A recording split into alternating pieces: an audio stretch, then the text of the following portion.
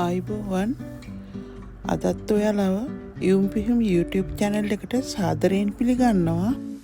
අද අපි බලමු ස්පාගෙටි එකක් ලංකාවට ගැලපෙන විදිහට ඉක්මනින් හදාගන්නේ කොහොමද කියලා.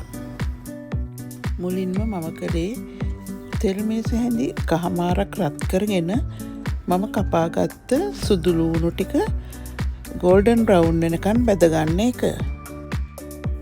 මම සුදු ලූණු ගෙඩි 10ක් විතර ඉතාම චූටියට කපා ගත්තා.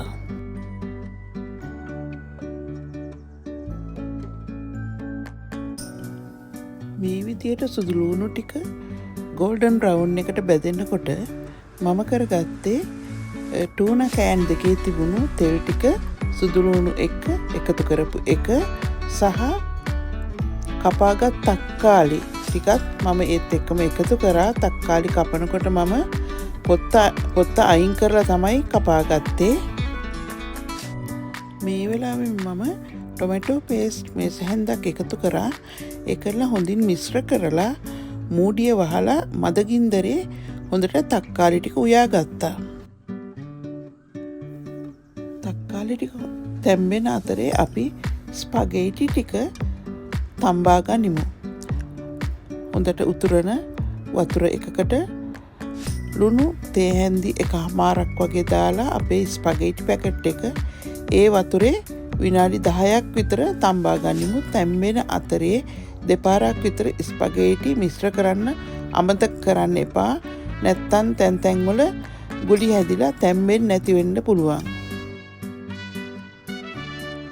අද මම ගත්තේ මිරිස් මිශ්‍ර tuna tin දෙකක්. දැන් අපේ තක්කාලි ටික හොඳට තැම්බිලා තියෙනවා. අපේ ඉතුරු අමුද්‍රව්‍ය ටික මේ තක්කාලි ටිකත් එක්ක එකතු කරගනිමු. කපාගත් අමු මිරිස්, ගම් මිරිස් මේස හැන්දි එකක්, ලුණු අවශ්‍ය පමණ සහ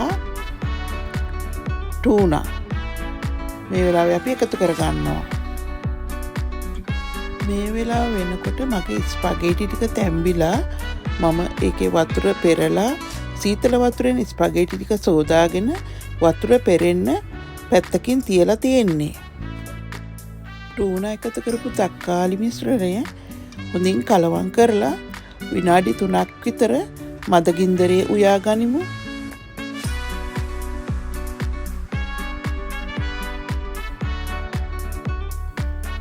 මේ වෙලාවේ තම්බාගත් ස්පැගේටි ටික tuna මිශ්‍රණයත් එක්ක හොඳින් කලවම් කරමු. මේ ස්පැගේටි කලවම් කරන වෙලාවේ ලිපේ ගින්දර ඉතා අඩුවෙන් තියෙන්න ඕනේ. ඔයාලත් හදලා රස බලන්න. බඩු ප්‍රමාණයකින් ඉතාමත් අඩු කාලයකින් හදාගන්න පුළුවන් ආහාරයක් ස්පැගේටි. පොඩි අය එහෙම ගොඩාක් කැමති.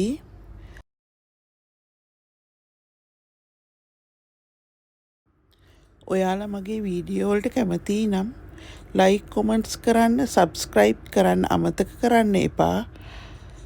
සුබ දවසක්.